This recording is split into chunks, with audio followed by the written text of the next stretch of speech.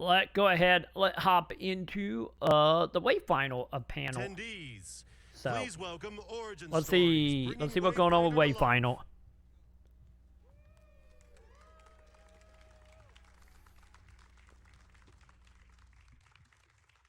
Because I think they Hello, announced it everyone. out How as are you today? another cold beta, right?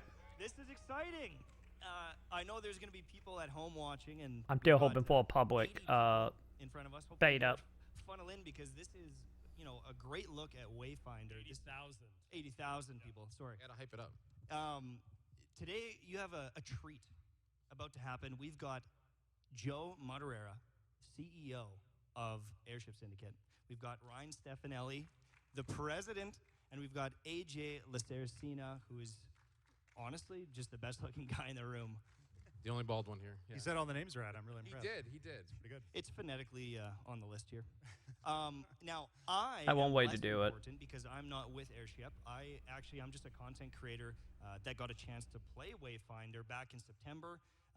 We were flown out to play the game, give some feedback, and it's I been didn't get incredible full out, watching chap. it progress over the last few months. I just got Even playing NDA the game like today, killed some of the key changes downloaded. that I suggested are in game, and that's a testament to you guys listening to feedback and wanting to make this the best game possible. I have a feeling, Joe, that you may have a little bit of impact on where this art style is coming from. Can you give us a little bit of a backstory on your path through comics and then into now gaming? Yeah, so way back in the day, a long time ago, I worked at Marvel. Yeah, it seemed like the dude is just like most it notably just on the X-Men, but I did a bunch of just other books default as art style well. for everything that company Started a working on. company called Battle Chasers. Yay, which- Battle Chaser! Thank you. All three of you Famously only made it who 9 issues. who although remember 10 it. is coming out in June. Stay tuned. And that ended up being our first game at Airship. Also, we were going to Kickstarter, and we. to be honest, that game is we actually knew really we wanted good, to make an chap. RPG, and Battle Chasers seemed perfect. If you haven't played Battle Chaser, I recommend it. And, Especially if you want along the way, like a before that, turn-based when we Diablo did Vigil, game, I guess. I was one of the founders of Vigil. Would be the with best way to Ryan, describe it. And we did the Darksiders games, Mm. which you guys may be familiar with. I didn't realize it was them. Just My over bad. I didn't time, realize about Darksiders. I think my style evolved. It's always gonna have some. Probably because what bit was it? of, like, Who comic published that? Superhero-ness to it. Was that EA? Mixed Oh, with like I think it was EA, right? dark fantasy and I'm trying to remember who published Darksiders. fantasy games in general have always inspired me. Even Battle Chasers was kind of like my wanting to do a Final Fantasy style universe in US comics, which just didn't exist at that time. Fantasy comics were like Conan the Barbarian or something like that. So that blend of steampunk fantasy technology is something I was always excited about. Yeah, and it was very Final Fantasy 7, Final Fantasy there's a 8 lot more ish. sci-fi. Obviously, I can't take credit. And All the 6, I amazing guess I visuals will. you see, I have to credit our amazing concept art team and our 3D artists. Like, we just have historically always been an art-focused studio, and we just keep pushing the envelope there and building like the most amazing art team we can. I mean, even the first time I played it, I realized that a lot of these visuals are essentially timeless. I find that Yeah. some games you They see still hold up really trying well. to be the highest fidelity or the most beautiful visually. In some cases, they get dated, and you look back at some games like Wind Waker, which at the time was so cartoony. Everyone hated it and back then. Now it's one of the better looking games because it just didn't really age. I feel like a lot of the models, a lot of the environments, they're going to look beautiful 5 years from now, 10 years from now. And with this game, I think that's a good thing because you guys are really committed to Wayfinders being something that people are going to keep playing year after year, which is really cool. I hope. Now, you mentioned that you were in comics before and then moved into gaming, I believe you said with Vigil. And so with Airship Syndicate, Ryan, you and Joe have kind of come together for this company. How did that all start? Well, we worked together a very long time at this point, and even Too long. Yeah, some days. And Joe had gone back into comics after Darksiders 2, and after original THQ went through bankruptcy, a group of us from Vigil had splintered off and started a US-based studio for Crytek. And it was around that time that Joe and I started discussing again the idea of starting a new studio, something that was smaller, something that would let us work on a different kind of game, one we had always wanted to make, because as game developers, we've always been sort of like wanting to check games off our bucket list of the game. We tend not to work on the same genre more than once, which may be kind of foolish sometimes, but Yeah, went Darksiders was from like our love letter to Zelda, Zelda. definitely with our Yeah. own take. And Zelda Battlechasers to was, Twin we really Sticks want to make to a turn-based RPG. tugs at the heartstrings Now like, MMO. Final Fantasy and those classic games did, like the Super Nintendo era turn-based RPGs. And at the same time, it actually ended up really working well with our vision for Airship as a studio that we'd never really put a cap on our growth, but we knew we wanted to start small, and so we wanted the game that we made first to be something we could achieve with a smaller studio. And actually, it didn't start as Battle Chasers. That first game we were going to do as a turn-based RPG was going to be a new IP, and we kind of had to talk Joe into using Battle Chasers because I think in a sign of his own humility, he was like, people don't care about Battle Chasers anymore. It did only Which last thankfully 9 is issues. not true, because then when we went to Kickstarter, I think it's a big reason why Battle Chasers was such a huge success. Yeah, I mean, it was interesting coming to Austin because I actually didn't realize that you guys did the League of Legends Rune King story as well. And then I look back and it's like, well, and Darksiders, and I started putting the pieces together, and it's like, well, I've already played games and love games from you guys, and Yeah. all of a sudden, there's this new like AAA title that's coming out, and so I think that Darksiders if you look at the are Metacritic great. and the games that you've done already, there has been some great reception, and so I think, as a gamer myself, my faith is definitely up there, and I think Moon a lot King of was people are excited to a card see game, what right? Wayfinder evolves into and is, and so sign up for the beta right now. Make sure you're in on that so you can play it as soon as possible.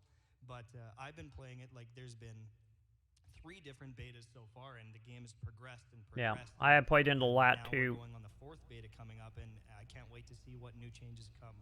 Yeah, I think on that line, like the one thing, I mean, obviously we announced our partnership with Digital Extremes at TennoCon of last year, and so ever since then, it's really been about growing the team at Airship, building the game alongside of Digital Extremes, Oh God, you will like. We got to watch the TennoCon. Isn't that coming up in like a month or two? the community, and then as you mentioned, it's Just in case they show something about actually this. actionable. There's a lot of companies and a lot of games that might say like, hey, we want your input, but like we genuinely want your input. To Mtash's point, like everything that someone submits through like a feature upvote, which we have a really active Discord community, Steam forums, like we read through those things, we talk about it as a group, we weigh, hey, is this a good idea, is this a bad idea? So making a game is a big task, and I think when we say, hey, sign up for beta, we really mean it, and that's really what I think the Digital Extremes help. By the way, Like if you think the Diablo 4 was a beta, awesome. People love them. We love them. the Wayfinder was even more so. We had to kind of start from scratch. I mean, Steve isn't here today, but I remember just chatting with him the first time. You could see he was geeking out about the game more than I was. Like, I'm asking about passive abilities and the bosses, and he was right there with me, so you could see that love for the game and building this new thing, and that's exciting. And the fact that you had us out to talk about it so early and give feedback, it shows that you want this to be the best thing possible, which is a bonus. Now, with this whole process, joining up with Digital Extremes, this project has grown even from kind of the inception of what you first expected the game to be. What have some of the struggles been along the way? Anytime you have to grow the size of a business, that's a challenge, because one, finding great people, which we've been very fortunate to do, even going from 4 up to 80 or 90 that we're at now. It seems like that's fast growth, but secretly or quietly, we've been in business for almost 9 years. Sometimes that number surprises even me because time is flying. Yeah, I just said 6 like within the last week, like Yeah. 6 years ago. It's like, no, it was 9 years ago. What the hell? But yeah, I feel growing that. the team is a big challenge, because we knew that things about the studio culture would have to evolve. We didn't necessarily want the feel of what it was to work at Airship to change. We knew it was going to evolve, though, which is a little different than wholesale change, and I think we've more or less accomplished that. But then on the development side, what AJ was pointing out is probably the biggest shift, which is you go from premium box title development where you're kind of developing in secret and when you reveal the game, you're sort of being predictive about what you think players will want to see, what's going to land right. Maybe you get to do some small scale focus tests to get feedback, but you're more or less behind a curtain until you reveal the game and kind of cross your fingers. Right. And this is the opposite of that, which is where you lay the foundation and you say, get it into players' hands early, and now we can let them tell us what we should do next, in a way. And we're not always right. I'm sure there's a lot of armchair devs that think they know what's best for gaming. And I mean, even when I was sitting there, it's like, well, what about a helicopter? Like, should you add one to Wayfinders? And I think there's that balance between developers that. I mean, we'll think about it. Yeah. I don't know how that will work, knowing what that It's game basically is. an airship.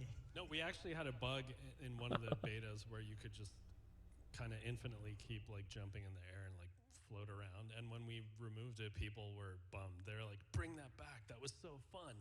Well, But it's broken. Yeah. Wasn't there a rumor that you didn't want like the air attacks in game because you were really worried about the level designers having to deal with the game essentially breaking, and then you played with it, and it was like, oh. Yeah, air dash actually. Yeah.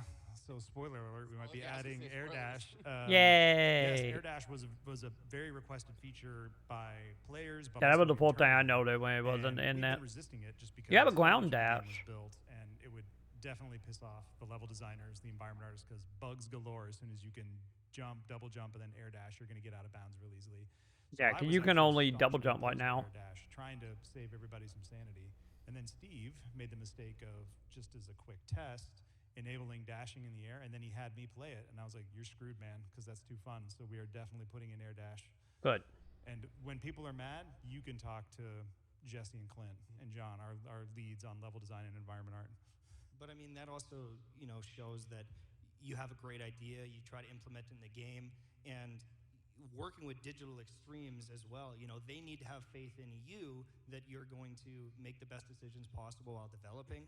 How did that partnership happen with Digital Extremes? I've played some of their other games. I've known about them for a long time, and so as soon as that name was attached to this, it definitely did pique my interest. How did that come about?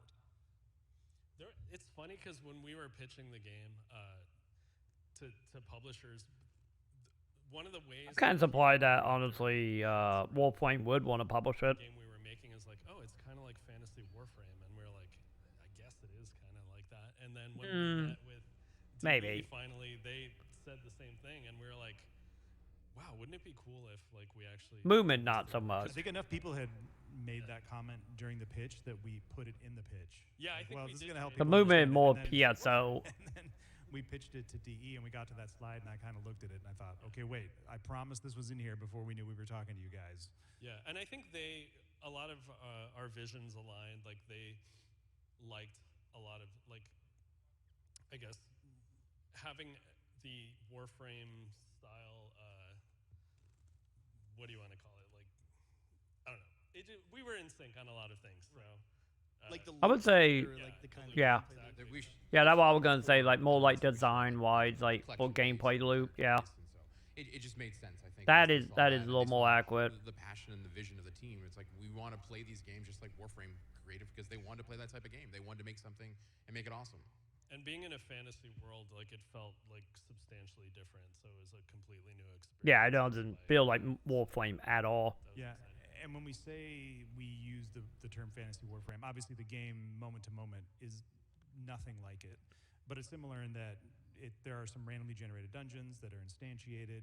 We have static overworld. It is collection based, and Yep. I think the thing we're really leaning into through the partnership with them is understanding of what players have appreciated about Warframe's monetization and the way it's free, the way it's fair.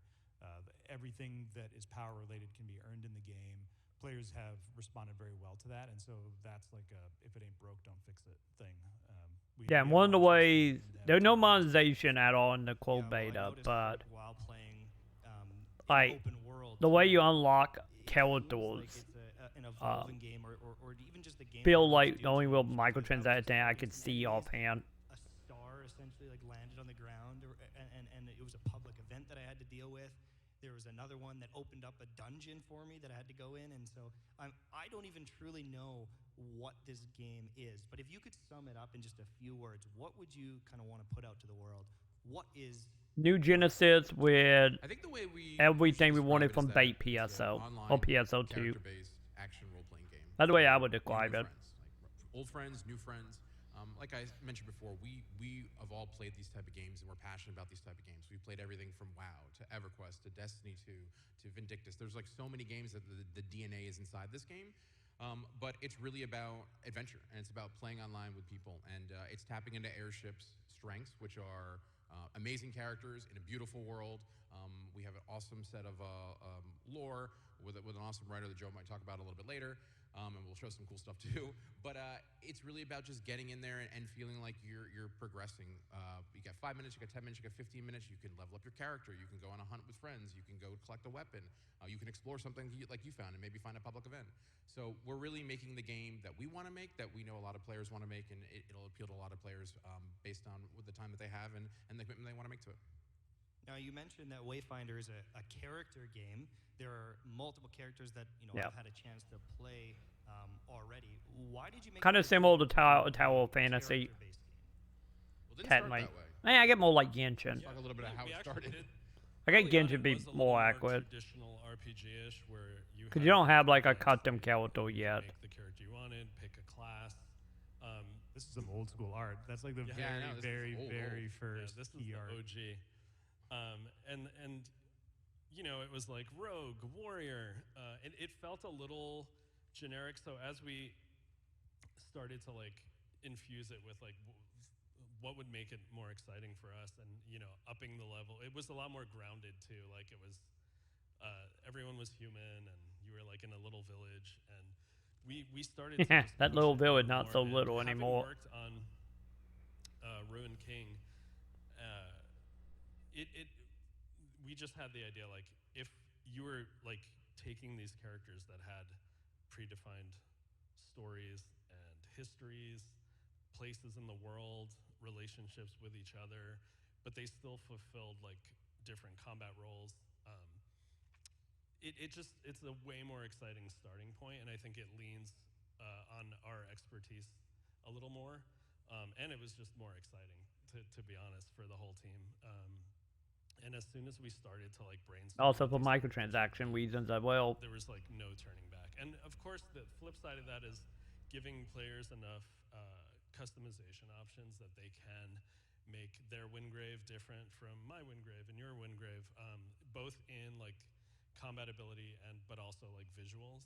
So you still get to scratch that itch of like having your version of the character, but it gives us another storytelling device to. By having characters that have a place in the world and these relationships that we can touch on over time, because we do plan on building this game for years to come, and something we'll talk about a little later too is exploring the story even outside of the game. We always wanted to make it feel like there's way more here than what you actually are seeing at any given moment in the game, whether it's explored through short stories or novels or animation. We do plan on like telling the story of this game world in like every way that we can. So Yeah, so and the one thing I want to jump into is like we've kind of talked a little bit about the game and now the characters as well, but like this world is fully fleshed out in terms of like it is a world that we want players to get lost in. Tell us a little bit about the actual the world itself. We've talked kind of about the gloom without saying the gloom, so set the stage for us in terms of what the game is and the backstory of what the player is doing. yeah, so We the want it world is called glue, chat. Evermore, and you exist in this city called Skylight, which has a beacon that's protected it throughout this apocalyptic event called the Gloom. And the Gloom is sort of like a mystical alien presence, for lack The of a better fog word. from There's a lot Demon of Souls. mystery surrounding it, and actually when you start the game, a lot of it is just figuring out what it is and what it's done to the rest of the world. But you meet a character called Omen pretty early on, and she brings your hero character back from the gloom using an echo. And echoes are kind of like fragments of distorted reality that have been touched by the gloom. It gives us a really good story device to be able to randomly generate areas, for instance, or have multiple instances of the same character running around, because it's kind of like our version of a multiverse where anything that the Gloom has touched can be manipulated or brought back. Yeah, it is if you kind know of like a what to do. multiverse engine in a way, the Gloom, which is why some of these areas that we call the Lost Zones, those are fully lost to the Gloom. So every time the Wayfinder uses the Gloom Dagger, which is the only thing that can Time for pierce the random veils of generation gloom, stuff. only a Wayfinder can wield it. Every time they slice through it, they're basically stepping through into some twisted version, some seed of reality as it once was or may have been, and it's twisted by the Gloom. And it's always anchored in the Gloom by a thing called a Gloom Anchor. And the Wayfinders are just always sort of trying to go into the Gloom and destroy these Gloom anchors to try and kind of keep the Gloom at bay. It's like this constant maintenance of it, while also trying to find the creatures that you're hunting that ultimately control it. But that same energy that twists and bends Lost Zones can be used to recreate like the Lost Heroes that were killed fighting the Gloom Pretty much constantly. think of PSO My to Senja is from Appalachian a week zones. ago. Yours is from a month ago, but it's still Randomly hard generated to dungeon with a quality boss at that the end that you got to showboating. kill And I the mean, even the first time to destroy I think it. that was the first Or destroy character the that I dungeon. played in Austin. I was like, oh, it's a gladiator. And then when you do the showboating and you start flexing on the enemies, I was like, oh god, that's so much more spice. And I think that is the nice thing about the characters is they have that personality to them. They are a character with pros and cons and some personality. And I think it does add to it a lot. And even one of the visuals that you showed us in Austin, it was like, whoa, this is like a little anime, like a little story. And I'm excited to see a lot of these things unfold and figure out who are these people, what is the Gloom, and how do we stop it, right? Now, with characters and customization, there are some visual things, but can you touch on how can I make my Omen or my Wingrave different from yours?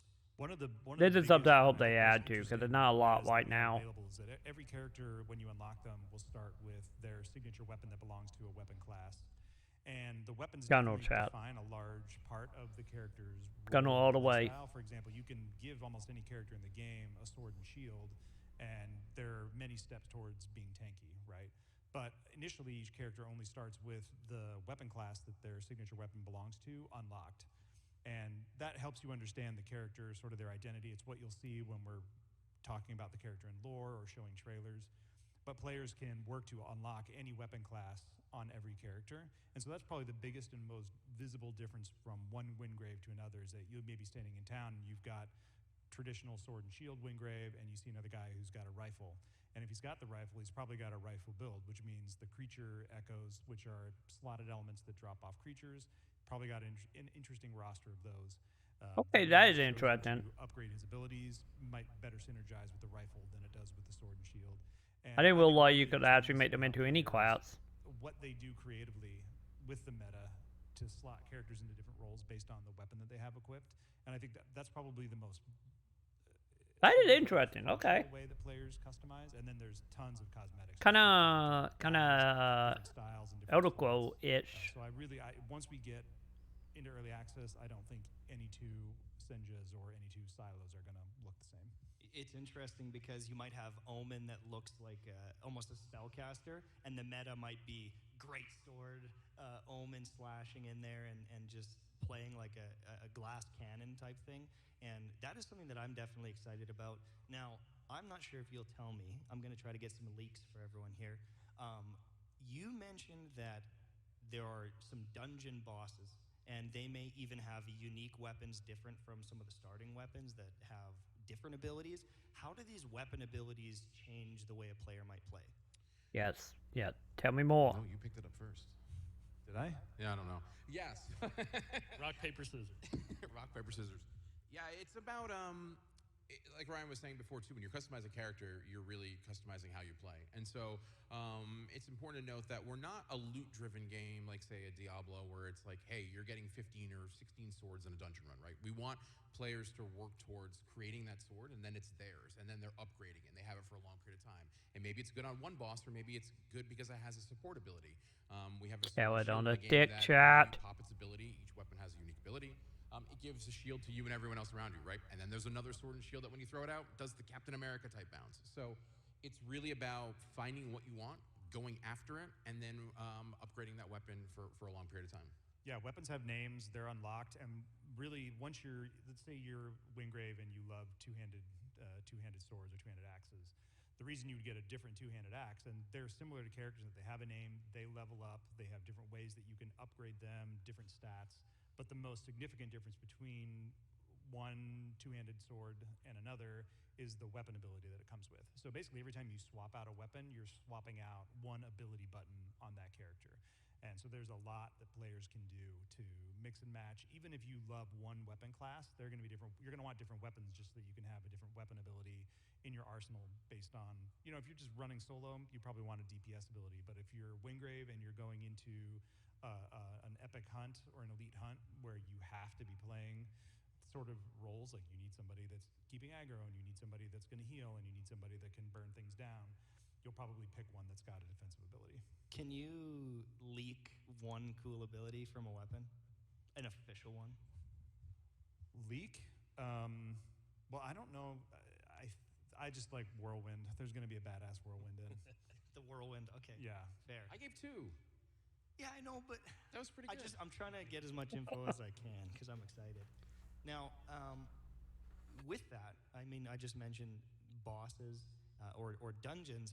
I mean, that's a whole other design concept too that I wanted to touch on. Yeah, they because are randomly creating the generated. characters is one thing, but I was watching some trailers of a new, I don't even know what to call it, monstrosity running around hunting the players who's big and that thing right there. I find it so interesting that you've come up with all these different enemies. Wait, we're gonna have like a nemesis type character on some of the dungeons? Is creating some of the characters? Is it less fun? Is it more difficult? Like, what are your thoughts on creating some of these I enemies? feel like you like drawing monsters more than characters even. Yeah, I mean, I love creatures. We have, it's some of the most fun meetings we have is like running through, like the creature review weekly where they just have finally implemented, creature and like getting its behaviors working and stuff.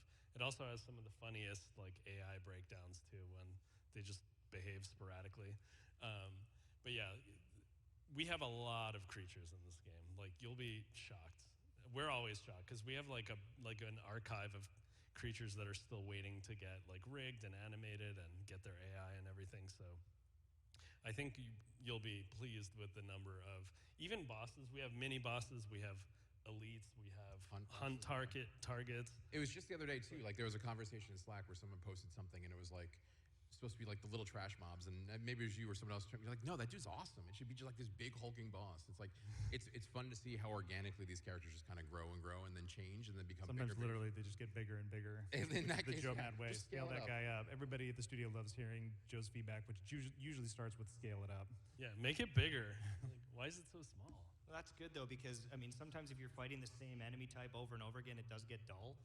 I saw some slimes. I haven't got to fight this big baddie yet, but I'm definitely Yeah, excited. this guy wasn't in the last beta. With the dungeons, I think you kind of mentioned earlier, are they procedurally generated? Are they like standardized and is the same dungeon every time? How does that stuff work? So they're randomly generated using hand-built tiles. So it's not procedural. That is, Yep. the tiles have handcrafted elements within them, and But then very, and then using imbuements on the dagger to create mutators. Mutators can have a big what was it effect called? on the way each Lost Zone plays, and you can use mutators to summon specific things into a dungeon, maybe change the size, change the effects. But ultimately, the big thing you're changing is the loot, the things you're on the chase for, because you can craft every I don't character. think the name of the you game can that craft gave every me weapon, that you can had craft this. accessories.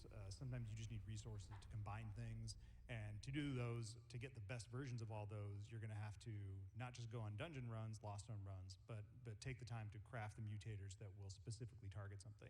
And sometimes there are Time things that Twiddle, may that what appear it on is. their own randomly. Like They kind of like time Twiddle map he editors. appears whatever percent chance, low percentage chance, or you can create a specific type of mutator that will guarantee that he's in the run, along with some other effects, but you can guarantee that he'll be there. So if there's something that you know he drops that you need to craft a particular weapon, That's you another can have thing. It kind of like target you can a select little those bit, resources and a little bit target dot that and craft hacky them. as well. Some of them you'll do just because it's fun and it ups the occurrence that you might get, or a particular type of like universal crafting ingredient. But I think that's ultimately where, when we say control the chaos, that's what it's about. Is using mutators on dungeon runs, but also bosses, because you can apply those same mutators to bosses, and sometimes they have a minimal effect, but every now and then there's a very special type of mutator that gets applied to a boss that completely changes the boss's mechanics. And they're secret until it ends up on the internet, and then everyone will know what the recipes are. And we But will those make are a video some, about. kind of epic ways that mutators can vastly affect the experience. So different move sets and attacks and everything? Yes, often Really? different phases. It'll give them a different ability, give them different behaviors, and you'll know because the name will be different. Something about the visual might be a little different. At its core, it's the same boss. Like the king slime becomes the royal slime, and he's got a little crown on, and everything about him is very different. But yeah, those are some of the ways that we think mutators are going to make controlling aspects of the game really fun for players and different, because randomly generated isn't really interesting anymore. At its core, you have to do something interesting with it, and the mutators are how we're doing that. It's actually very interesting because there might be, the King Slime boss that I get crushed as Senja, but I can go in as Omen and have a great time. And playing with the different weapon types as well, it sounds like there's a lot of player agency, and they can play how they want and combat these challenges how they want. And even with those daggers, You pretty much being able to taking build for defenses or for more damage or like whatever the it is. setting from like the I Pyramid like and the idea of that, PSO, so that's but great. actually having proper Um, reward tied to it. Now,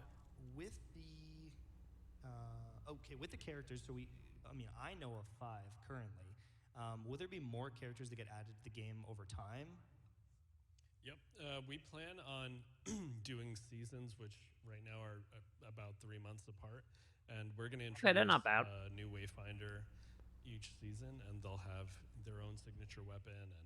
So pretty much a really new amazing class every backstory 3 and stuff, months is and what we say each in one here. is gonna be accompanied by a really cool launch trailer, sizzle trailer that we really Dude, wanted it to be that's more kinda like awesome. a vignette and like an actual story that adds. To There could the be so world and many to the classes in characters, not this. just like a marketing thing, but an actual side story, which will accumulate over time and help build out the world. And I think. So we do doing League of are we gonna Legends stuff show here one with of each those? We are, with but I each think it's a trailer. little bit later on. I'm not in control of it. Do it right now. We could do it right now, I guess. Yeah. Don't go anywhere. It's cool. It's the first time we're showing it. It's going to introduce a new character that's like the worst kept okay. secret ever. The 'cause worst kept secret. We've already showed her, and people have spotted her in screenshots. and I think in videos. Austin, I was like, that yeah. character's not in game. Yeah, Who is you're like, that? who is that? All right, We pretend like we did it on purpose. We'll talk about it. teaser. Yeah, before we go to her, we'll talk about creating Senja. How's that? Because we have that video first, and then we can go to it. Let's see, do we have that video that we can throw up there, the character? There we go. Yeah, so sometimes it starts this loose. It's like, Yeah, You're she just was the one that thinking- was I do that showed one. off. I think during it'd the be really last cool like if we had this, PlayStation like, highlight coordinator, thing. and maybe she like has some PTSD where she like still. She's not is, like, playable in the in beta her I played mind, though. like in the arena fighting her enemies, and it like amps her up to like hear the cheer of the crowd, and so that's where that like a lot of that like fist pumping and like she's almost like a wrestler, like a WWE wrestler, and so we started playing with that idea. Like, is that even doable? Is it something we're gonna pull off? We got the rose petals falling down. I think and you can actually hear like the crowd cheering, and it like powers up her abilities. And then you just do a bunch of drawings. Our concept team's amazing. It takes a lot of iteration. You'd be shocked. And then once we finally have a direction we like, it moves to 3D. Even then, once you see things in 3D, sometimes it just doesn't work like it did on paper. And so we always, do passes to refine that. And then, of course, it gets rigged and animated. And even that, like, is, every step of the way we're trying to add to the character and to their attitude and everything, and make them feel unique as much as we can. I think we eventually want even like different. We want them to move different. We want them to feel different in every way. Obviously, like early on, there's a lot of sharing going on, but we're doing our best.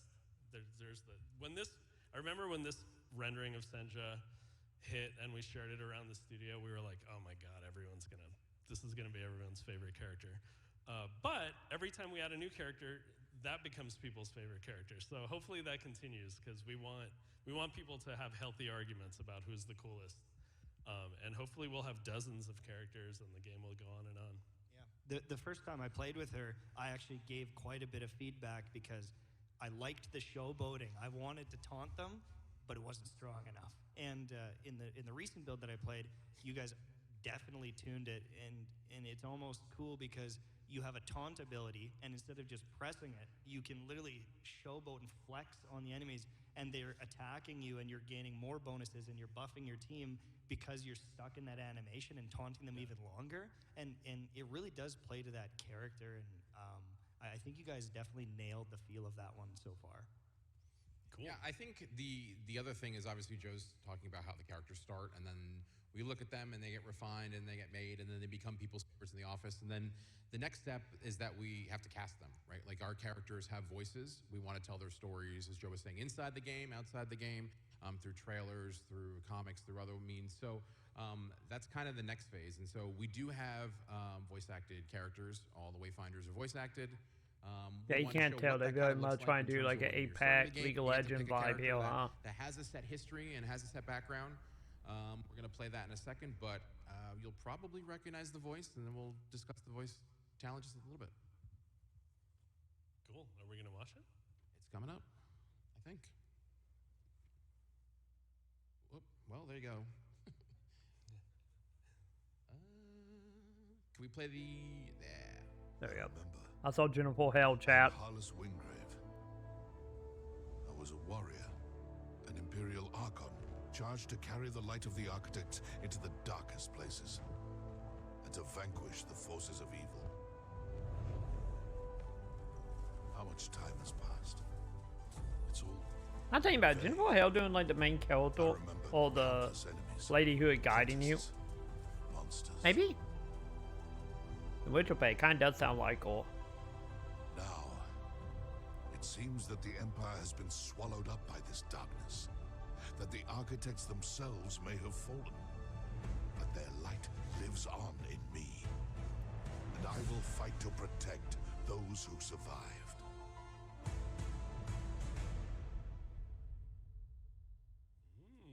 Ooh, who was it, Joe? Want to announce? Yeah, that was JB Blanc, who we've actually worked with in the past.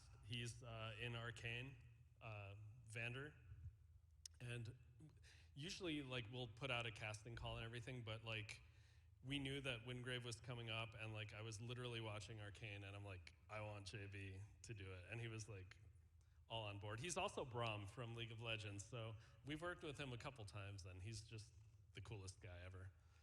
So we're super excited to have him on board. A good voice can bring a character to life. I love his voice. He can literally say anything, and you're just like, read me a story. By the way, we haven't seen the character we'll yet. have the full cast for the characters up on the website. We had it up here really quick, but it's a great cast. We'll be telling their stories inside the game and out. We're really excited that when you're a character that might be familiar with the location of the game, you'll hear them talk about it, be like, hey, I remember this, or I fought a war here. Like, we want to tell those stories through those characters because that's what makes them memorable, and that's what makes them powerful. Will there be some of those kind of color commentary things that they throw in while exploring and doing dungeons? Yes. Oh, exciting. Yep. Now, who's that behind us? Can I ask that? I'm just sitting here looking at that, and I'm like, okay, I don't know. Joe was like, oh, we should talk about this Yeah, character so before. people have noticed Ben like sneaking around in the background, and she actually was even in. So this is a new Twilight as character, an huh? NPC for a while, just to like get her in the game, and I think we forgot to like remove her when we started showing. But yeah, she's the Venomous, and AKA Ven. Her friends call her. She doesn't have a lot of friends, but yeah. Is it gonna be so more like she- range, her or playstyle is it gonna be more I got a better melee? idea. Instead of you explaining, why don't we play them a little bit of a video that we Yeah, let's do that. Oh Yeah, god, it so, could as we literally said, be what we're me and you interested were in telling describing. I think it was stories me and you, inside the Joe, game last This night, is an right? example, just a little bit of a teaser of one of those animes. It could be all monk, on YouTube when the character's out. So let's flat Dragon Ball character, I guess. I can see your poison walking that way. Alright, let's see this.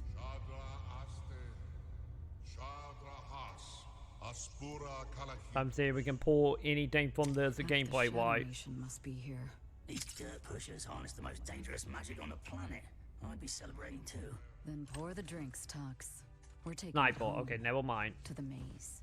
There is an old entrance up top, but it's probably unreachable.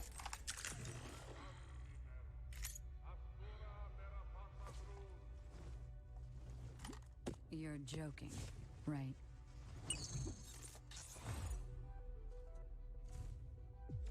I think it would make sense being an assassin. It would be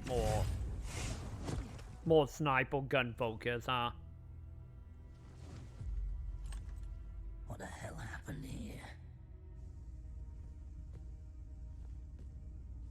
Also, I'm curious to see how a little AI gonna actually walk in the game. Look at the burn marks. Eldrin Blades? Oh no, she's here. Let's say hello. Maybe for scanning the maps. I can see it being useful to like scan out dungeons so you know where the exits are, or where certain enemies are.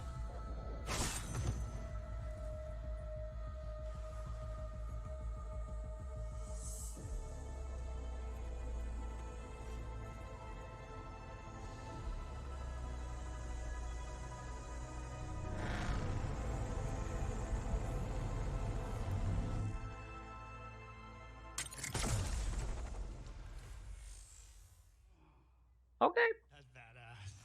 The fight is so good. I wish And we you could wanted to cut that earlier. Come on. I actually That's a wanted good- to show the fight scene and not that lead up, but it's okay. Can we We'll see the save fight it for scene later. later, Now I have hopefully? more questions. How do I get them? How do I get those daggers? How Yeah. strong are they in their optimal DPS? So one cool thing about this one is that it does introduce a new character, but it also sheds some light on Nis, who's one of the starter characters, actually. Yeah. And so you learn a little about the Eldrin and like the backstory that connects these two characters specifically. But it before the Not to apocalypse? spoil I'm the guessing ending, it but might they, be. both take part in like a mission that goes horribly wrong, and so they're sort of bound by that secret. Nobody else survived it, and so they have a lot of conflict, but also a lot. I'm of getting into the pre-apocalypse. almost. I wouldn't call them friends, but I think that when you have like something traumatic like that in your like shared past, then it kind of binds you together. So these are the kind of stories I hope that we can do as many of as possible as the game. Hopefully it blows up and we just have all the support and resources. And the We can opportunity hope. to do something like this is a big reason. They'll that do a we little war on decided that to end, go but character based. Just to reiterate that, because I know it's people have strong feelings about that when they're playing a game that pushes into MMO territory. But we felt like it was a really unique opportunity for us and give more meaning to, because a lot of times you'll see in a game like this stories being told about NPCs that you see standing around giving you quests, and it's another thing entirely to see those stories, know those characters, and then get to play them. Yeah. Certainly, it's a lot of the inspiration we took having gotten so close to the League IP. With a cutscene like that, do you think that would be at the end of a quest type thing to give more information on the lore, or how do you plan on interjecting these bits of lore into the world? So stuff on this level really will exist outside of the game, but it'll be referenced in-game by like the characters' interactions and dialogue. Quest NPCs might talk about it. We have a discovery system. When you find certain things in the world, whether it's a location or a character or whatever, it'll sometimes trigger like a memory from that character. And we want to do as many like cutscenes and motion graphics and stuff as we can. Sometimes it'll be like lore journal entries, but we will touch on all this stuff. that'd be nice. Something in that some would way, play in many ways, any cutscenes. depending on what it is. But obviously these like big budget cutscenes are take a very long time to make and are quite expensive. So it's really going to be like an outside of the game thing for now. Yeah, and like this one here and ones like it that we're going to be doing will generally introduce a new season, which is what she's doing. Of course, this is our first, which will be early access, season 1. So is Venomous going to be with season 1, or is she going to be? I was going to say we are committing Yeah, to so all the season assets one here. for us will be early Fantastic. access. When we say season 2, just so we're all clear, that's how we were telling stories. It'll be themed around specific characters with cosmetics and events and other things. So the first one we're calling Gloom Break, and will be around Venomous and kind of that style and motif. Okay, so she's gonna be that wobbly one at of the ways launch that then. We are going to Okay. be introducing characters with the season is one of the things we want to announce today is our Battle Pass system. So our Battle Pass is unique for a couple different ways, and one is that premium Battle Pass does come with the character. We don't want players to have to choose besides buying that Battle Pass or buying the character. You get all that content. And then there's a battle pass okay. as well that gives you a jump start towards that character. It's Okay, also real really quick. important to us that they feel value from that. Real quick. On this, I wonder, because I do want to hear this. I am kind of curious, because the way... So the thing is here, is the way the game is set up, Elite from what we have played, is obviously, you know, I know we all probably could get the character, we're going to be microtransaction. But the question going to be here, where my curiosity come in here, is in Elite the Beta anyway, when you pick a character, and like once you get through the tutorial and everything, you can then like farm up items, currency, memories of that character, that you can then use to unlock that character. So my curiosity here going to be is the unlocking character only gonna be for like the original like classes, and then like Dick character, is Dick character gonna be exclusive to the battle pass or buying it outright? And if so, I wonder if it's gonna be one of them cases of like, hey, you got them, now you can make them, but you still have to go out and collect the items and whatnot. And in a case, I guess a similar, I guess ideal here would be like making like warframes, of having to be like, okay, I got a blueprint for a warframe, I need to get X, Y, and Z equipment, and then once you gather them all, it will make the character. So I'm wondering if like, are they just gonna give that to us? And if that is going to be the case, then how is that going to translate the starting ones? You know, is it going to be one of them cases you're going to have to farm up to create the character for the starting classes, and then that mechanic just stop being a thing moving forward, like once you have them all unlocked? So I'm curious to see if like, are they going to be like, you bought them, now they healed, now go farm them? Or they're going to be like, hey, you can either buy them or buy the battle pass, what they're discussing, or have the character be unlocked through gathering means. So as a free-to-play player, you can still get your hands on the characters. Like, hopefully they will talk about that, but that is going to be my question. And on top of that is, how much of the character going to be, and how much of the battle pass is going to be? Battle pass, and so they don't expire. You can pick and choose when you have one active. You're constantly working towards Oh, it. that good they don't file, though. We really are excited for players to have their battle passes and be able to work towards it at their own pace. Everyone hates the idea of having timed content, that they might lose out on this or might not get to that. So we're not going down that route. Good. So yeah, Venomous will be our very first season, essentially, and our first character. She'll also have a signature weapon, and that'll be for early access when it hits sometime in May. And a common question we get about seasons. Oh. Okay. Wow, early access soon.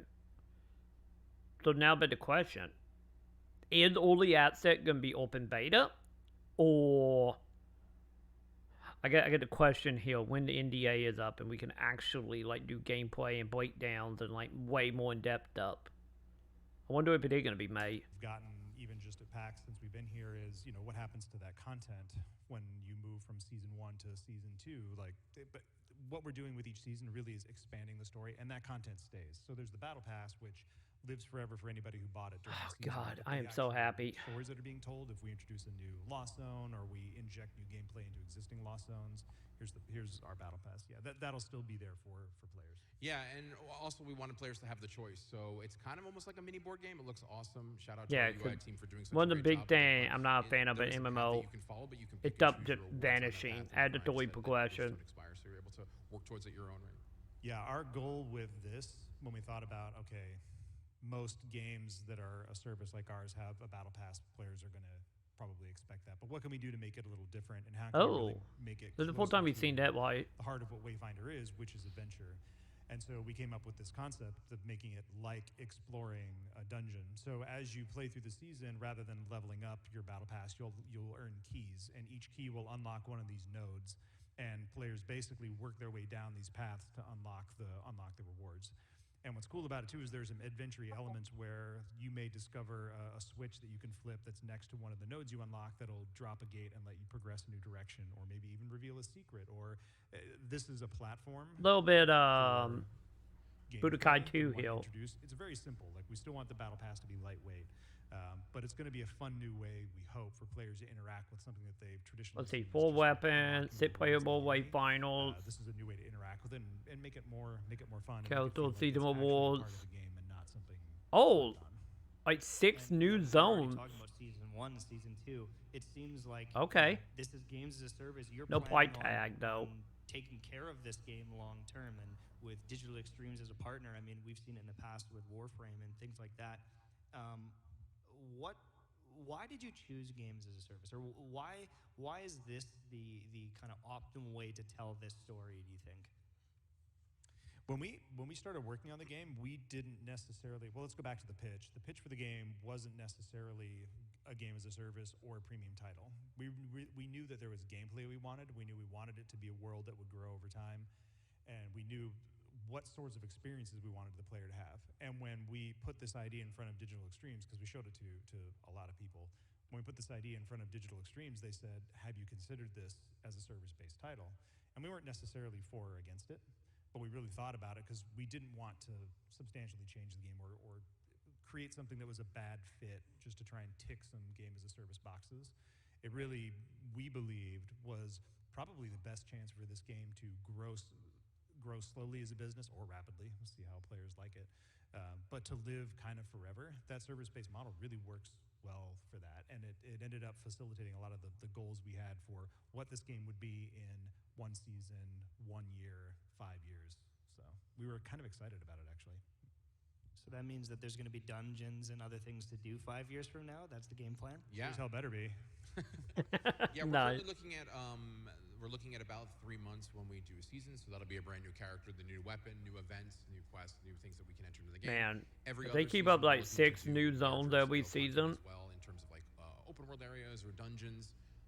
And so we'll just keep leapfrogging that, and the game that'll be in a year or 2 years from now won't be the same as when we enter early access, but that is the service model, and we're really relying on our players that are playing now in beta, as well as those that'll be taking part in early access to help us shape it. 'Cause I'm because, so again, curious to we're see making the game that we want to make. and how we're gonna make too. long Pat we Well, leave when season then 1 how much begins. would I Is have it a to pay week? to play Is it this day when it 1? fully launches? I don't have an answer for that for you right now. Well, isn't the answer that you can actually do some of this stuff free to play? That's true. So it will be a free-to-play game when we fully launch later on this year. Yeah. Couple big caveats with that. The elephant in the room that I'll kick out of the room right now. We don't have any loot boxes. There's no gotcha systems inside the game. The earnable content, I think that somebody mentioned before, it might have been Ryan or Joe, is that the characters, the weapons, all that stuff is earnable. If you want to play through the content and you want to really farm up your venomous when that time comes, you're able to do so. And so we think that that's a fair way to approach content, and we want to respect players' times as well as their wallets. So that's one of the great things that Digital Extremes has really helped us understand and shape the game in that model, and we've gotten great feedback about it so far. So now the question, since they're going to be free to play, I wonder if they're going to do the whole thing since they said later the year for the release and then early access in May. I wonder if they're going to go the route that we saw, this is not uncommon, of like, hey, like hell, like Fortnite originally did this. Of like, hey, the game's going to be free to play, but if you want to play right now, you must pay X amount. So I'm kind of curious to see if it's going to be like, hey, this is like a $15, $20 buy-in, get asset to this, and then like 3 to 6 months down the road, and then become free to play. But if you buy in, you get a whole bunch of random like foundle packed up. And if so, I wonder how much they're going to go with this. Because I kind of want to buy in, because like I said, I'm excited for Wayfinder. So I don't think they're going to give a price, but I guess that would be one way to do it. Especially if like the season 1, if that included in the buy-in. Like that'd be a nice like little like tickling your whistle a bit, That's Also, amazing. there we go. But what if you wanted to play sooner? Are there any options for that? Yes. So we will be offering Founders Packs. We get asked that a lot, probably because How much? was so successful. And How stuff. much? The Founders Packs live in infamy now because you can see some with that Excalibur Prime that you can never get anywhere else. So we'll have some. Yeah, Ryan actually I has have one. I do. People, all right, fun story time. People, when we did that announce video, thought that we staged that and that it was totally fake and that wasn't actually your Warframe account. And that was actually your Steam Deck. That was my Steam Deck. That was my Hairy Knuckles. That was my Excalibur your Prime. Excalibur. We did not log into some magical dev account, so that is true. So yeah, we will have awesome stuff in that Founders Pack. We'll be announcing it a little bit later. There'll be multiple tiers, and that will be upgradable as well. But we'll go into details of those at a little bit later time. But the whole point of that early access will be to build alongside of us, and that's what we want people to do. That And we've already done disappointing. that. We've I already was hoping we would there's get a lot Nimble of changes sooner. that we've done to the game already. Joe already spoiled the air dash. the air dash. We've done things like adjust matchmaking, have a helper queue, allow you to move around and scale a little bit differently, loot adjustments, character, like all that stuff is constantly changing. And back to your question about like, hey, why a gas game? Like that's why a gas game, right? Like you can constantly improve and constantly make what the players want and make it with them. Yeah, I mean, we gave a lot of feedback in Austin. I don't know how many there were, like 7 or 8 of us that were there. 9. And there's 9? 9. And to see Don't some of those shortchange changes it, already man. There come were into 9. game is pretty awesome. Are there any notable ones from our time in September where you're like, we got to fix that or we're going to change that? I mean, it has to be Silo. It has to be The gun. Silo with the gun. The I mean, rifle stuff. the what? Yeah, the rifle. Yeah, the rifle. Or what? Everyone called it a musket. Everyone's like, The "It's got a musket." musket. Like, what the hell? It's a rifle. Yeah, I mean, musket. people played it, and we had some people that play games like Destiny and Genshin, and basically we had creators there that played these type of games, and especially a couple people that are really into the gunplay and saw the gun, and they're like, oh, I want to play this. And the overwhelming feedback was, it sucks. And we're like, okay, well, why does it suck? Let's break it down. That's why you guys are here. Tell us it sucks. And so we made a lot of adjustments, both with active reload, which is inside the game, making it feel a little bit better. The magnetism. We added a bunch of settings that you could adjust. Yep. I think that was the thing that I sat and I was like, it's got to be stickier. Like, Yeah. It's got to be a little bit. Yep. Even today when I played it, I noticed Senja, it was very controllable, and it's like, I want to hit that guy, I'm going to hit him. And The gun was a big one, but there were. I have no issue just for what small I detail played feedback, with the like gun. where a certain frame, how it felt to dodge, where the iframes were, like what it felt Yep. to turn. But like that, I only got into beta like a month and a half ago. To turn while attacking, like, Then just 2 months showboating ago. was another one that Yeah. you used to just take a beat down when you were like, trying to like showboat, like enemies would hit you and it didn't really feel good. It felt Another one was just difficulty in general, I think. Like, we obviously wanting to make a game that's accessible for people to play and jump in. You don't want them to get frustrated, but the overwhelming feedback from both the creator summit that we had, and even when we ran our first technical test, was like, hey, this is a little too easy. We want a challenge. We're like, okay, you guys want to die? You can die. We were so relieved that you guys were enjoying it though. Like we were just nervously watching and we could hear laughter and we're like, oh, I think they like it.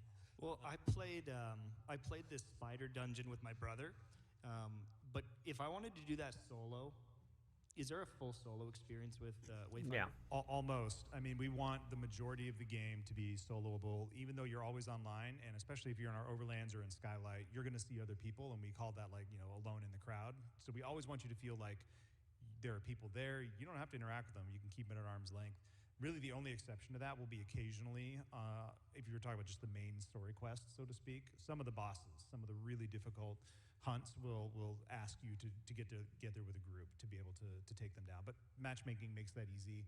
And Well, it's optional, otherwise, you know. We want it to be a very solo-friendly game. If you go into a Lost Zone with friends, it'll change it up a little bit, maybe make it a little easier, in some cases more difficult. Yeah, 'cause it but yes, scales. it's definitely a solo-friendly game. Guess what? Those harder boss fights came out of that summit as well. Yes, they did. They Actually, wanted like a dedicated hard mode that was like, hey, you have to have a group of people rather specifically distinguishing a type of hunt that required a group from one. Yeah, that was actually, when you soloable. guys played it, a lot of you thought it was too easy in a lot of cases, so we did. I said make that. it- Yeah, but then they said, "Oh yeah," and they loaded us into that Frank it up. that aura night, like that big The arena. Crusader, yeah, the The Crusader. Crusader, and we just got dumpstered on. So, I mean, I think there's obviously some balancing that needs to be figured out along the way, but it's been cool to watch this evolve, and I just want to get the loot. Like that's where I'm at. Give me the loot. I There's a just want to lot to be collect. out of NDA on Do you have an videos. official number on how many weapons are in the game right now? I don't know, a lot. I have There'll be 4 weapon classes and quite a few weapons within each class, I would guess. Probably in the 16, 20, somewhere in there. Hi, Only team. Steve was here. Only Steve was here. We made fun of him He's being the the numbers guy. that Steve would guy. know immediately. Steve's the game director. Each weapon does have Steve's a yelling at the unique screen ability, right now. so He's it's, like, God damn it, there are 16 not as weapons. easy as Yell. just making a new visual. Like it does, like have gameplay implications. It's almost like its own little character, right? Yep. Exactly. And you kind of mentioned that with that Crusader, that weapon could be kind of a game changer for your class. And you know, I probably can't spoil everything, but it was pretty cool to see. Now, I have a question for you.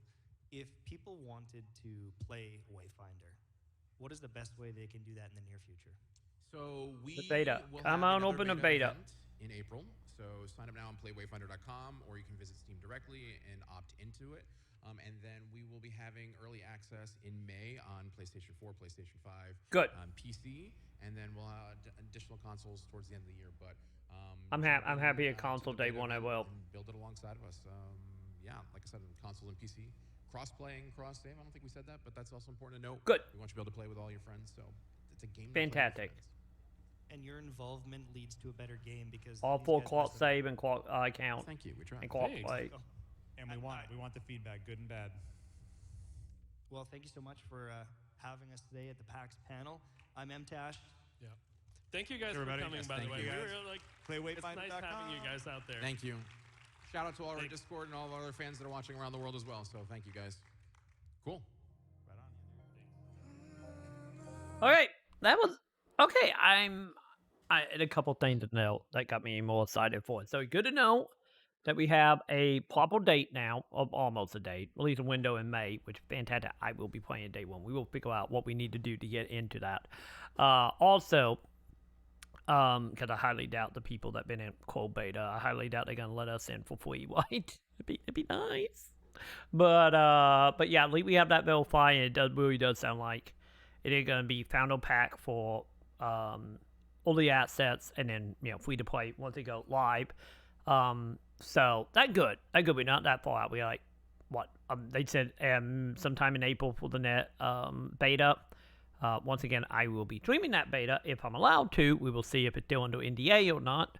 Because right now, I know a lot of the gameplay stuff is like actually showing gameplay under NDA. So hopefully that will get worked out and we can actually stream it.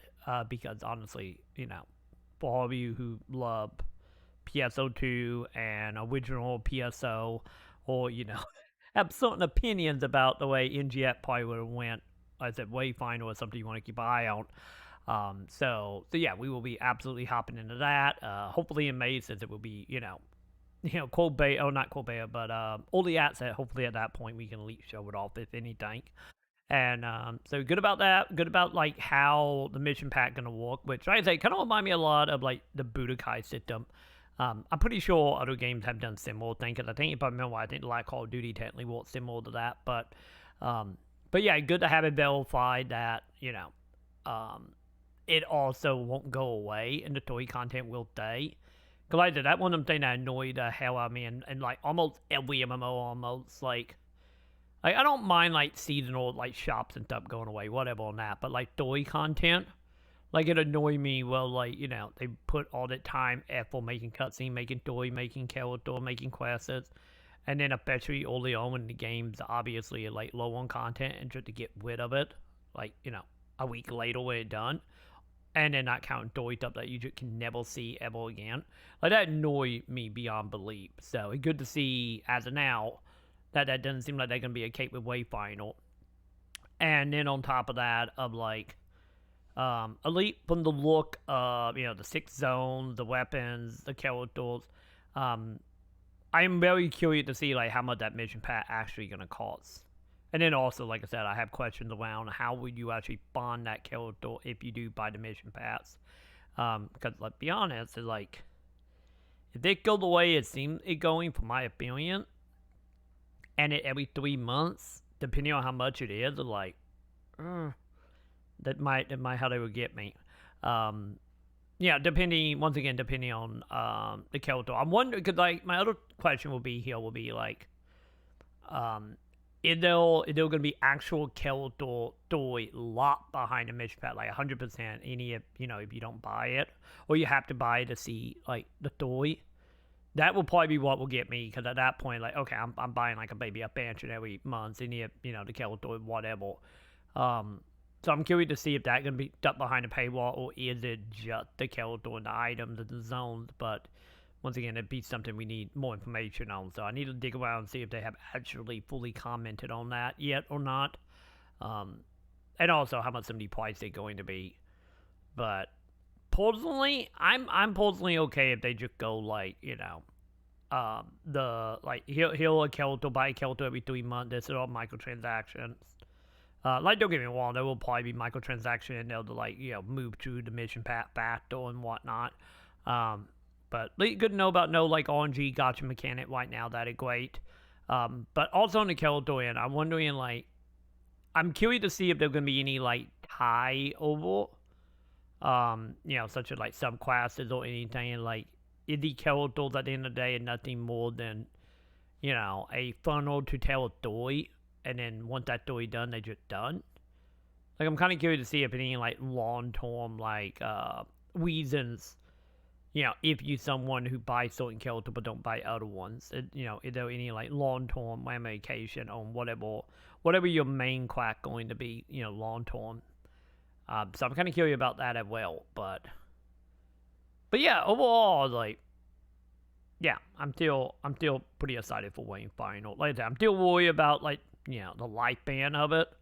I do gotta say, like, I totally forgot, like, oh yeah, this was a part of Digital Dream and, you know, Warframe. So hopefully, since it sounds like, you know, the Warframe devs have put in some input that they was okay with taking, especially since they are the publisher, is hopefully there will be one of them cases with the power of, you know, Warframe and Digital Dream that would be something that can also keep going, like, long term, like as far like in the eyes of the player base. Because they're like one of them cases of, like, you know, play or do not play Warframe, you know, wherever you fall on that subject. But, like, I feel like, what, in the free-to-play discussion, you know, literally, like, Warframe, PAX Exile, League of Legends, like, you know, is always on the tongue of everybody. So not like any of you don't play it, not like them games are being forgotten about in the distant, or doesn't seem as much anyway. So hopefully there will be the way for Wayfinder as well, especially with the backing of Digital Dream. But, you know, we will see what it look like long term, and, like, I'm hoping for the best. Because like I said, playing it literally remind me of PSO and everything I want to NGS to be, and I hopefully there'll be something that can nail the landing and also have the funding, the power, the player base that care, to hopefully make that more than, you know, a game over one play for like a week and then forget about like 2 weeks later. But we'll see. So here open for the bet for everybody involved in this, and I'm excited. So like we will be playing this in May or maybe April. Once again, if we can actually show gameplay, here hoping. Anyway, I get with that. Since it will also probably be cut out and put up on YouTube. If you made a default and you're able to on YouTube, be sure to thumbs up, make sure to subscribe, make sure to hit all the bell, do the thingy thing, chat. And of course, come on over. We are live right now, and more than likely when you see the video, maybe live, maybe asleep. Who knows? Either way, come on over twitch.tv/Maconn and hop into our VTuber week here, since as you can see, I am technically a VTuber right now, and it's because of chat. So make sure you come over, say hi, and whatnot. But with that, I think that would do it. Actually, no, hang on. We got one more thing, Wayfinder, focus. I forgot. We got one more interview. I'm happy I almost cut off the video, chat. Surprise, extra 14 minutes of content. We got an interview. What's going on with the interview? Let's see about the interview. What we got? We are live. Our little podcast once again. We got that. And who are these fine gentlemen in the world today? Well, thank you very much. I'm AJ Laceracina. I'm the marketing director, and Yeah, you can tell that we're done on the floor, chat. Joe Matarera, I'm the creative director. Ryan Stefanelli, president. Awesome. So who can I talk to about this amazing game, Wayfinder? all of us. All of us. For those in the realm who have no idea what this game is, please tell us what Wayfinder is about. Sure. So I mean, at its core, Wayfinder is a online character-based action role-playing game for you to play with your friends, old and new. So we have a lot of different content for people that's like smaller scale, with 3-player content, larger open world areas, and social. Wait, I thought it was 4-player. Online game, it's always Oh, changing, well. and we hope that 3 then. in beta now, and then it'll come out later this year. Nice. Sounds great. And about yourself, what about your role on the project? Creative director, I'm in charge of like the narrative, characters, art, all that stuff. Nice. Yeah, my background's in design, so I was game director on the project for a few years before handing that title off. And because my background's in level design, I've always enjoyed focusing in on the world, exploration, adventure. Yeah, so we have a lot of complementary skills. Nice. Everyone's working together in unison. So one thing, I got to shout out to my boy, Lord Flame, aka Joseph Rappo. This is his game. So he had a couple questions I want to ask specifically. He said, obviously the world looks absolutely beautiful. So will it be expanded with new regions, or are there more zones to be added than just the main one? Yeah, absolutely. I mean, we are going to be leaning into seasons as a way of sort of telling the story, almost like chapters. There you go, Chad. Give you subtitles. So that area really loud. We'll be adding hopefully a new dungeon to the game, some overworld space. Every season right now we'll have a new character, so absolutely the world is planned to grow. We're starting nice and modest with our players and early access. 2 years from now it's going to be a big one. Yeah, we're trying to find the balance between adding new stuff as we go to expand the world and also making the previous areas interesting again and exciting for players to return to. So it's been a good learning experience for us. Like I said, we get any feedback from the community in this process? We've gotten a lot of feedback. I mean, we've said from the beginning that we wanted to build this game alongside the community. We were really active Discord. We've had incredible participation for the tech tests that we've run, the betas that we've run. We've made a whole bunch of changes already to the game in terms of just like movement, combat, feel, UI, and that is a direct conversation with players. Like a game like this is made based on that relationship, right? And so we've been very open about that process in terms of like building it alongside them. So it's just the start, and like Ryan said, it's going to change. Especially compared to I think some of the games that Wayfinder will appear to play with, we're still a relatively small team. So this is a very real early access, and rather than trying to obsess over getting every detail, like trying to predict what we think players want from the game, our goal is to get a platform for the game out there, and then to really build it and guide it based on sentiment from the community. So it's different. It's a different role for us, like as a studio that's accustomed to packaging up a game and shipping it and kind of hoping that we got it right. Being able to develop with the community is something I'm excited about. Yeah, that's really cool. I actually have a question, because you guys are talking about your seasons. You're talking about how you're ever wanting to change everything. How often do you guys think about adding different types of combat classes and different types of races to the realm of your game? Yeah, so right now we're shooting for every 3 months. We'll have a new character. I hope they're able to nail that. Game. So right. That'll also come with their signature weapon. Okay. And every other season we're looking to do that too. So we're expanding the world and telling the stories in the game and outside the game. But the characters will bring brand new abilities. It's essentially a class, but a fully fleshed out voiced character that brings a lot to the table that you can customize however you want. And just to follow up on that, one of the things is everything from a character individuality stand, very unique. Everyone has their own signature. So do we have any inspirations or any stories behind some of the specific characters? I mean, my background was in comics, so I worked for Marvel for a lot of years, and then I did a book called Battle Chasers, which was a blend of fantasy and sci-fi, which also conveniently was our first game at Earthshake, and ended up becoming a game like 20 years later after the comic. And I think for this world, we wanted to push the sci-fi even a little more, because with every game we try to give. Yeah, I can see that. And so finding the blend of fantasy and magic, but there's also guns and cool tech. It really gives us a lot of freedom to just do whatever we want. And then the characters, just having worked on our previous project was League of Legends RPG Run King, and we learned a lot from Riot. Just they have a lot of characters and they're all really cool. So there's just years and years of. We also a lot of us worked on the Darksiders franchise. Nice. Yeah. So we've got a history of building characters and worlds. I'm thinking about it. I get technically the Royal Quest does feel a lot like Darksiders combat a little bit. It seemed unattainable because when you at least weight-wise. Anything approaching an MMO to anyone, it's too scary. But Intimidating. You're doing that, you gotta kind of slide it. And that's the reason they are called live serving nowadays, not MMOs. So we started with that base, and as the world grows and they do introduce new cities and new overlands, we're hoping it will really feel like we have player housing and social stuff like that. So I did not know about player housing. Are you going to be ending up like adding like larger scale, like more difficulty dungeons, as in like more raids, like more than the regular player base? Yeah, right now we have three player dungeons, and if you go out into the Overlands, there are already world bosses you can Right. find and summon in the world that require participation. Oh, and scale summon. 8, 10, 12.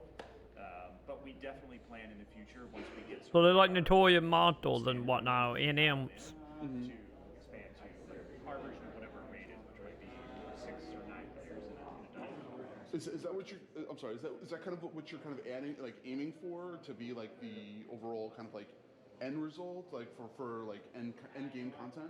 Because I mean, I'm the MMO guy out of everybody. Yeah. So that's why I wanted to make sure I was kind of here. So like, where are you guys kind of aiming for to make that like that content for those end game players? Right now, I mean, the way endgame basically works is after you have gone through all the dungeons, there will be an added like heroic tier sort of all the boss zones that you can go back and re-explore. Same thing for all the bosses and the hunts. And they randomize chat. Every season or two, we're just going to add more. And as the world gets bigger, dungeons get more numerous. And the real target of all are the hunts, which are the boss fights. And Yeah. the hunts will probably be where we really flex on that. Which are the NMs of Require this. 6 or 9 people to work together, kind of like world bosses, but in a dungeon. Okay. Yeah, and it's also important to note that like out of heart we're a collection game, like so that end game is collecting more characters. Everything that we have from all the characters behind, all their weapons, those can be crafted inside the game. It's not something you have to outright purchase. You can make them. So They'll answer my question. doing that because it allows for character growth. So if you play someone like Senja, who's a War Master, and then you're like, all right, well, I'm going to try out Wingrave, who's also a War Master. You're actually progressing him as well and leveling that up. So it's important that we have that as well as like all those dungeons we were talking about are totally repeatable because they are randomized upon entering. So we want to incentivize people to continue to play the game and have something new. And then when we do introduce new content down the line, we can also refresh older content by making those dungeons new events, new enemies that might spawn in there, etc. Yeah, I think that's a good distinguishment to make is that when you pick a character, you're not picking a class. Like the goal is not for the player to invest into one character because it's a class and just play that character class forever. There are mechanics in the game that really incentivize unlocking all the characters and then playing them all and getting them all up to level cap, leveling up multiple weapons because there are certain talents and abilities you unlock only by playing multiple characters. Oh, So it's really okay. Encouraging that kind of Okay, this is a great interview. All my questions I have begin to answer. Now, one question I had for, again, Flame, if you listen, we'll catch your people. He asked about Gloom Dagger specifically, and he said, obviously, it seemed impactful. And he was saying, will there be any other modifiers that will kind of... We now have our point for in-game and our point for actually buying the characters. Which is what you use in the dagger to affect your run each time you enter a lost zone. And we're not exactly sure the cadence yet because each time we add a mutator, because you can mix and match them, it has like a ton of different effects. So we have to introduce them slowly. But it's definitely something we plan on doing. Is adding new mutators and more places to use mutated like Gloom Daggers other than just to enter lost zones. Like we have like certain chests and things where you can like affect the loot that you get from it by the mutators that you have equipped in your dagger. Things like that. So Okay. We're still exploring it, but we want to do it a lot more for sure. God, there's so much neat stuff in it, chat. Just in general, like of the challenges of game development, a game like this, it seems very complex, a lot of player choice, and also you get a lot of feedback at the same time. Like, how do you go through that balance of maybe the original vision of what you guys have versus, okay, players may want this, but does this kind of mess with the development cycle of the game? Like, how do you find that balance in the challenges? To be honest, we're finding it. You know, it's probably... Ask us in like 6 months. I mean, it's not a joke. It was a big mental shift that we had to make going into, I mean, really the first time we launched a beta, even some of our smaller scale closed betas, that was more feedback than we've ever gotten on another game prior to it being released. And I think it taught us the scale of information that we're going to be getting from players. And rather than being, I think, concerned about it, we were viewing it as something that was going to be a challenge. We actually embraced it as an opportunity because unlike premium game development where you're kind of trying to protect what players want from your game, and maybe you get to do focus tests with a couple dozen players, this gives you the chance to make the game alongside fans. And you can pay lip service to that and pretend like you're doing it, but really just march to the beat of your drum. Or you could really think, this is awesome. Now it kind of takes some of the guesswork out of the development force because the players are telling us what they want. So Why not still have to maintain your core vision at the center and not compromise that. But it's really not as difficult, I think, as we thought to pivot based on player, because oftentimes it's complementary to the How do you guys end up like like taking all these classes and all the weapons and everything? How do you guys actually like make sure those like are balanced? Because you don't want to see like the same people using the same classes for everything. early Like- access. Okay, yep. Yeah. Nice answer. Everyone has opinions. Yeah. We are constantly playing the game. We have, beta. Everyone fills out the surveys. We're gathering that information. Early access will be huge as well. It's just, it's going to be ongoing. Like we know it is, and we have to react to that kind of stuff. It's like Ryan said, we feel like we know what players want or should want, but if everyone's like, hey, guns are the best. No one is using melee weapons ever. It's like, okay, like that's weird. We either need to make just all guns or like make the melee weapons better. Stuff like that. It's all gonna like. We have a pretty good idea of where we want it to go, but ultimately, we have to. We've already made a lot of changes in the last 4 months. Just directly. Never know till you get like thousands of people playing. Production standpoint, how to basically set aside time to address feedback versus what you have planned, and that's something that, along with the game changing, like the development team, method of making the game is going to adapt to. This is great. I love that synergy between the community and the development process. The game looks absolutely phenomenal. Something I know I would be playing with friends. I am not even a player of MMO, so this is something that's definitely is on my island now. Final pitch to those on the fence that we want to settle. Tell them about this beautiful game, Wayfinder. How can we get? What's the final pitch for anyone that's on the fence? We would say this is a genuine chance to come in and be a part of building a game with the developer, because there's been stuff lately about betas being just a marketing effort. This is not a marketing effort. This is a game that's very early on, and it's Yeah, there's still so much placeholder stuff in the quote beta. to make it better. So come in and participate. We hope to earn people's trust by really showing that we're going to respond. Yeah, and I think once people pick it up and play it and they see what we're going for, like this game was made because we play these type of games. We want to make this type of game, and so like Ryan was saying, like we want those players here to also essentially nerd out with us and make this game alongside of us. Like that's why we're doing it. So the game will be free to play, so there's really no barrier to entry, so that you can jump in. I like that. Available. We like free. Yep. We've already announced early access will be sometime in May, but we hope that people give us a shot and just build it alongside of us. We'll make mistakes, but that's what the communication's for, and we'll end up making a better game for it. Final pitch. Yeah, check it out. Like AJ said, we're really excited about building this world, and obviously it can only grow with people in it and playing and helping us make it better. So it's something we've always looked forward to help us make it awesome. Sounds great. Any further questions for the MMO community? You guys are. I know that you guys are on the PlayStation, also on PC. Is there a cross-platform now and in the future, Yeah, or? full cross-platform save, cross-platform play. Our last beta, we turned that on, worked. Everyone was happy. PlayStation. It works. Yes. For now. Yes, it works. But no, that is the intent. We can't wait for people to play across all platforms. All right, sounds great. Thank you so much. Thank you. Absolute pleasure. Thank you. Lords of Wayfinder, thank you for your time. Go check it out. It looks absolutely beautiful. Love what we're seeing. Control the chaos. Wayfinder. And there we go. Yep. Oh man. Yeah. Okay. That was a fairly good interview. The only question I had there that didn't get answered would be how much is it going to be to actually buy into the beta, and I get how much the mission pass is, with some of that might be still up in the air since it's saying May, but yeah, like we got player housing, we got a couple other little details there that got answered, so. Absolutely be hopping into Wayfinder. Want it to come out hopefully in May. So they are aiming for May, so you're hoping. Like, favorite, and subscribe, chat.